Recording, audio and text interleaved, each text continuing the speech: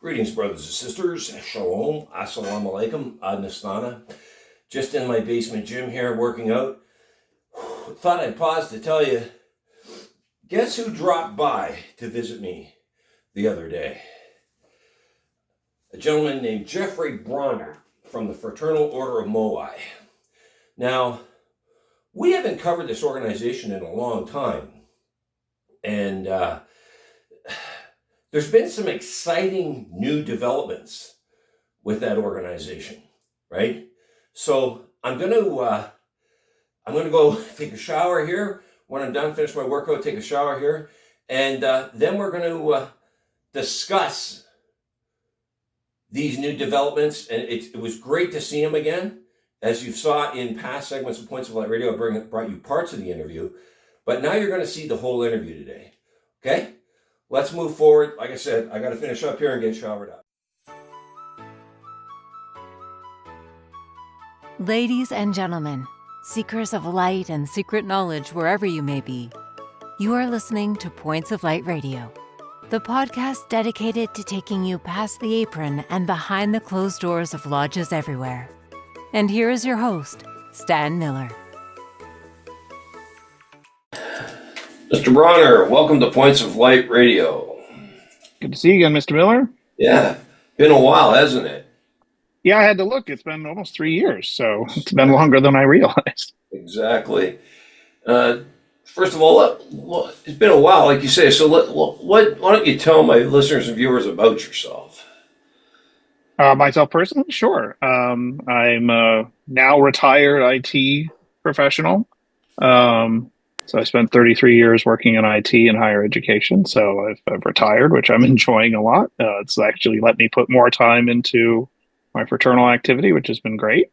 I live in New Hampshire with my wife. We're both members of the Fraternal Order of Moai, so we spend a fair amount of time on that together, which is fun. Okay. And how long have you been a member again? I've been a member since 2008. Okay. And the last time we spoke, you were the Tagata Ao, I guess, or Ao, I guess. Tagata Ao, yes. Yeah. And I still am. My current term ends in January, so we'll have an election in the winter, and we'll see where that goes. You going to stand again? I'm discussing that with some of the other people who potentially would take the role, and see where people are in life. Okay. Now, and tell us a little bit about the Fraternal Order of Moai. It's been a long time, so. Sure. So we're a pretty young order. We're celebrating our 20th year this year. So this year has been occupied by a 20th anniversary celebration and a national convention that we had about a month ago. So, in fact, I think when you reached out, I was actually at the convention. And we've been slowly but steadily growing. We've added chapters since the last time you and I talked. We've expanded into Canada since you and I last talked. We have a chapter in Toronto now. Good. So we're excited about that. So it was good to add a Canadian flag to our convention activities this year. And we are, as we talked about last time, our theming is around Easter Island and the Moai statues there. And most of the members are enthusiasts when it comes to tiki and Polynesian pop, art and cocktails and things like that, music, exotica music, things like that. So that's a theme that sort of brings people to us. We do events that are themed on that. We spend a lot of time on fellowship activities amongst ourselves, but we do believe in what we refer to as good works. And so we do charitable events. My wife and I help support one of our larger charitable events in June in New York. So fundraising is a big part of what we do. And almost every time we have some sort of a large public event, there's this fundraising component to that. And we have a sister foundation, the Fraternal Order of Moai Foundation, that is where all our charitable activity is. And so the Fraternal Order of Moai and the foundation work together to coordinate that and really try to elevate that. Okay. And do you have, like you said, you have you just added a chapter. So how many chapters does that make now? So we have 14 chapters now, and then we have at-large members in areas that don't have chapters, so people don't have to be a member of a chapter. We have a concept of, we call it Moai Tungane. Tungane is a Polynesian word for brother. So we have members all over the United States who may not have enough people in their area to form a chapter, but they're still members in good standing. Obviously, the goal is for them to gather new members and eventually form a chapter. That's how we build out chapters. So 14 active chapters right now, including the new one in Canada.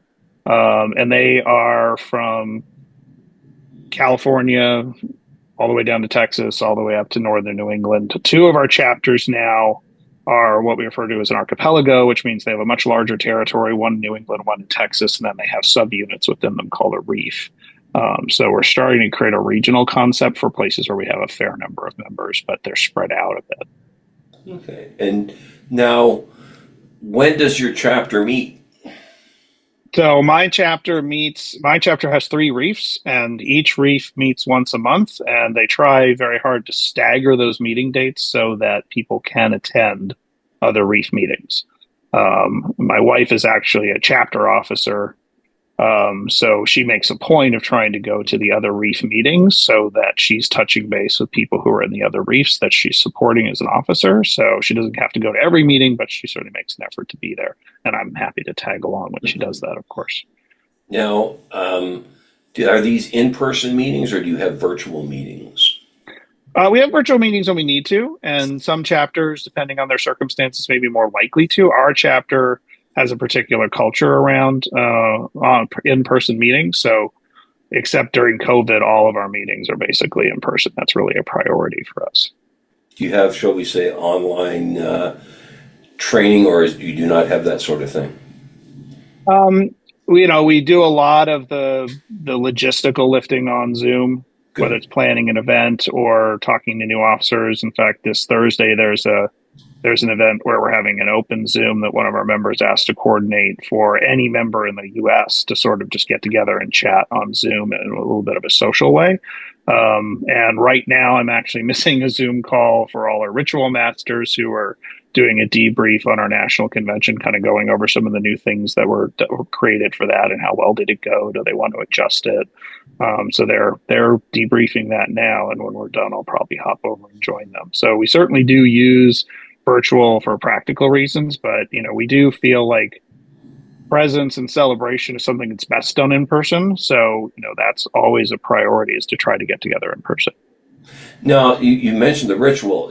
I can remember it now. Is there a degree system to the Fraternal Order of Moai, or are they? There is. So, and we actually added a new degree this year as part of our 20th anniversary celebration. So that was one of the things we did as part of that. Essentially, there's 4 degrees right now. The first degree is the initiate. So that's someone who's joined and is in the process of becoming a full member. We consider that a degree. That's a degree that you can fail and lose, because if you fail to complete the process, that degree goes away and you start over. And then fellow Moai, any member of the order in good standing, has the second degree. And then we have 2 degrees above that. So, and those degrees are the ones, if you've seen photos of our activities, you'll see that we have blue fezzes that we wear. And there's a degree that wears the blue fez, and then there's a new degree that wears the different blue fez that was created this year. And how long would it take to reach each of these? The membership process to join, the prospective member has the ability to sort of go through a process with some deadlines where they can speed it up or slow it down based on how well they want to hit those deadlines. So they can move faster if they want to, but that takes about 5 months at maximum. So it's a process that's there to sort of let people decide if this is what they want to do and let us see that they're committed. It takes a little while to reach the 3rd degree, Hanui, and wear the fez, and that's a process where we want to make sure someone would be a good representative of the organization, because those are the most visible people at a public event. They're wearing that fez. People know they're a member, and so you want to be sure that is the right choice and that they're ready for that. And so that is quite variable. That can take quite a while. And then the 4th degree, you actually have to be a Hanui Moai in good standing for 10 years to even be eligible for it. So we created that degree this year, right. And most of the people that were awarded that have been members for quite a while. Is there a little ceremony for each one? There are. Good. Yeah, that's excellent. And how long do you think, would you say the ceremonies are? Anywhere like an hour or? It varies. Most of those rituals, the first few are fairly short. I'd say 10 to 15 minutes, maybe Mhm. 20 at most. The newest one is a little more ornate, and so that one took Good. probably closer to 30 to 40 minutes. And how do you find them? Like, do you find the, because I've always said, my favorite saying is good degrees don't give you a lesson just for the order, it gives you a lesson for life. Do you find they do that? I think they do. I think, the third degree is designed to be a little bit of a degree where you don't necessarily know how to get there, right? Okay. It's a little bit of an exercise in patience, and whereas the fourth degree has very specific criteria, and they're criteria that tie directly into our values. And so to an extent, it's a process of saying, you've been a member, you're a member in good standing at a higher level, you've been doing that for 10 years. Are you living our values? How well are you doing those things? And, and it's an opportunity for people to reflect and think a little bit about, hey, there's some things I should be doing before Good. pursuing this degree. And you've, now what degree do you have to lead one of your reefs, as you call it? We don't require a particular degree beyond the second degree being a full member, right? So an initiate Okay. obviously could not do that. But we have local control at the reef and chapter level, and those members can choose who they want. If they choose a fellow Moai who's relatively new, but they believe is a good leader, they can do that. And that is part of the path to the higher degrees, is to have the trust of your fellows and have them put you in positions of responsibility. Okay. And the, but do you find like how would one go about being a member? You have Of to the be organization in recommended, general. invited. Yeah, it's a sponsorship process. So a lot of people come to us through our events and activities the chapters are having, social activities. So they will meet, they'll get to know people. Some people get to know us only online, but those people, we certainly encourage them to meet us in person first, right? So they may encounter us on social media, and become aware of the organization and be interested in it. We have a public website that they can interact with us on and contact us. But if they're interested in membership, a big part of that is you need to get out and meet us in person. We put a lot of emphasis on that. We are not an online social network; we're an Yeah. in-person social network. So, they need to meet a certain number of people or have interacted with us for a certain amount of time before someone's eligible to sponsor them. And that really is a very specific process where someone has to step forward and say they're willing to sponsor that person into the organization. So, we need to know them a bit. And what do you feel that the Fraternal Order of Moai has to offer potential members? What do you think? I think what we try to offer first is a certain amount of connectivity among people that are interested in tiki culture, which is a completely made up concept in North America, right? It's not a real thing. It's almost a mid-century fantasy, but part of that is the cocktails, the art, the music, the old historical bars and restaurants. Trader Vic's is obviously a brand that still exists, but there are a lot of brands that don't exist anymore. But a lot of our folks are familiar with them. A lot of them are listening to music from the 1950s by Martin Denny or modern interpretations of it. So it creates a network of people that are interested in that stuff that you can talk to and get to know, and really have that shared connection over that topic. And then another piece of it is that idea of, hey, we believe in doing things and having fun with a purpose. And so, yeah, we go out and have fun and we hire bands and we have events, but we're raising money and we're taking this seriously and we're putting that money toward important causes. For us, a big piece of that is we take those charitable funds and we invest them into Polynesia and Oceania, right? So we are sponsoring scholarships for Native people on Easter Island, Rapa Nui people. Oh, And so that's part of what's important for us, is that if we're interested in the history of this island and inspired by it, we need to pay that back. And that's certainly a part of the cycle that we're in. It's like, hey, we're interested in this and we talk about it, but then we want to do something in the real world to make things better for the people on that island, because it's a very remote place and support helps. wow, it's amazing. Well, Mr. Bronner, I appreciate your time today, and I'll let you get on with that other call you wanted to make, and all the best to Appreciate it. the Fraternal Order of Moai, sir. Yeah, look forward to talking to you sometime again soon if you have other questions. Thank you, sir. That was Geoffry Bronner, brothers and sisters, representing the Fraternal Order of Moai. I want to start by saying that I'm impressed, okay? Very, very impressed, because if you recall from my little update at the start of 2025, the theme for 2025 was growth, all right? Not just in terms of membership or number of chapters, lodges, whatever within an organization, but in terms of the organization itself, growth within the members and the organization itself. And Fraternal Order of Moai has done just that. They're growing. As I said, not just in terms of its members or the number of chapters. I'm excited and proud to hear that they now have a chapter in Canada, but they're also evolving their degree in rituals. I love it, right? And,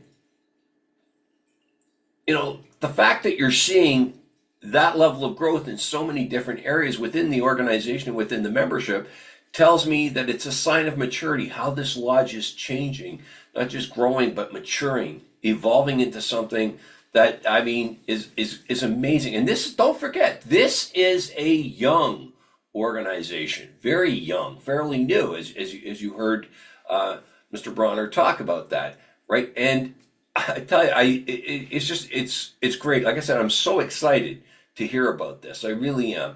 And it's, and so many people, like you talked about, they're trying to keep some of that Polynesian culture for those who love the Polynesian culture.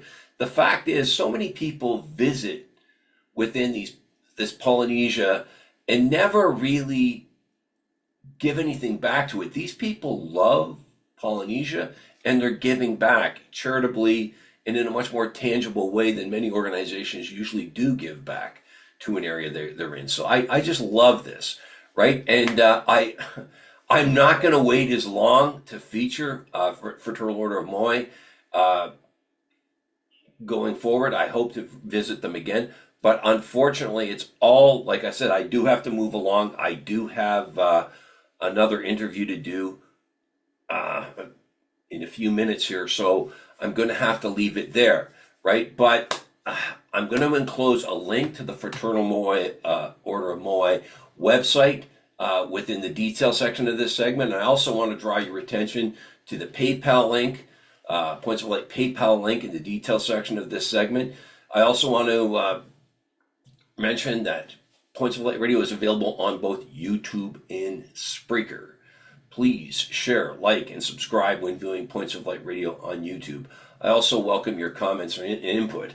You can follow Points of Light Radio on my Facebook page at facebook.com/Points of Light Radio. My Twitter handle is at PO Light Radio. My Bluesky handle is at polightradio.bsky.social. You can see the link to my Spotify channel, as well as my Points of Light Radio store. Brothers and sisters, like I said, I do have another interview to do here in a few minutes. But until we meet again, just step into the light.